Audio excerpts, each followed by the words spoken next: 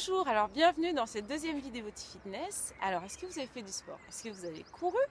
Est-ce que vous avez fait du roller? Est-ce que vous avez fait de la natation?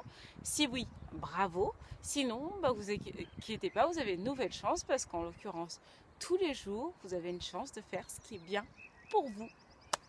Alors, aujourd'hui, je vais vous donner un secret qui va révolutionner votre fitness. Donc, le secret du progrès en sport. Comment faire du sport? Le secret, il est très simple. Il suffit de se donner des objectifs. C'est aussi simple que ça. Et quel est le meilleur objectif? Qu'est-ce qui est un meilleur objectif que la compétition? Voilà, c'est ça le sport. Il faut, alors, compétition pas dans le sens il faut être le meilleur, mais compétition dans le sens il faut s'inscrire à quelque chose, s'inscrire à une course ou s'inscrire à quelque chose. Voilà. Alors, objectif. Je ne sais pas si vous êtes familier avec cette expression de Drucker. Donc, c'est un gars qui, pour ceux qui ont fait un peu de management, c'est un gars qui est connu là-dessus et il a défini ce qu'on appelle les SMART goals. Donc un objectif intelligent en anglais. Et en fait, SMART, c'est un acronyme pour dire, voilà, un objectif, ça doit être quelque chose en 5 choses. Donc S-M-A-R-T.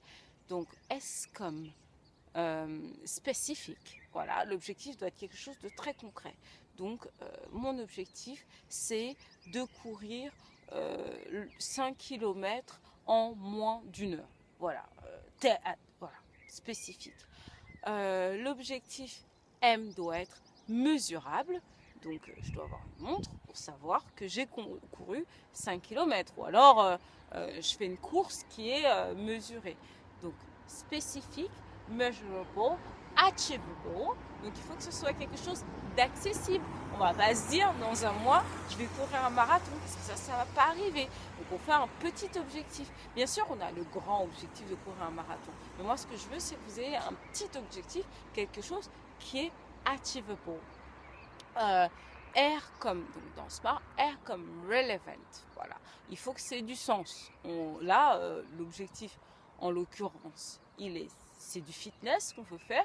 Donc, on ne va pas se donner un objectif qui n'a rien à voir avec le fitness. Donc, il faut que ce soit quelque chose qui a rapport avec ce qu'on fait. Donc, si on court, on ne va pas se donner pour objectif de faire du roller pendant je ne sais pas combien de temps. Ou si on si on fait du roller régulièrement, si notre sport c'est le roller, on ne va pas se donner un objectif de natation. Voilà, c'est évident.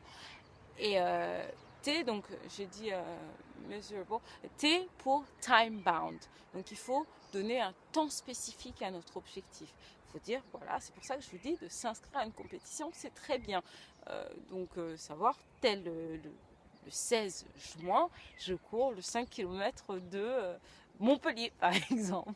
Voilà, donc votre mission, si vous l'acceptez pour la prochaine fois, c'est pas juste après la vidéo, parce que juste après la vidéo, on court.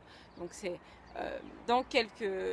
juste ce soir, par exemple, d'aller googliser, de chercher une compétition sur le sport que vous faites en ce moment et de s'inscrire. Voilà, on s'inscrit pour une compétition qui est dans 1 mois, 2 mois, peu importe. Mais je veux qu'on s'inscrive. Et on n'oublie pas donc un objectif SMART.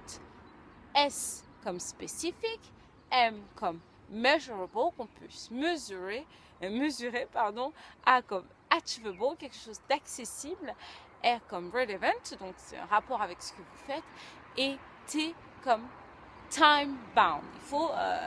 Il faut un délai de votre objectif. Voilà, donc je vais vous faire de gros bisous et je vous dis à la prochaine fois. Et en attendant, on fait du sport. Allez, ciao, bye, à bientôt.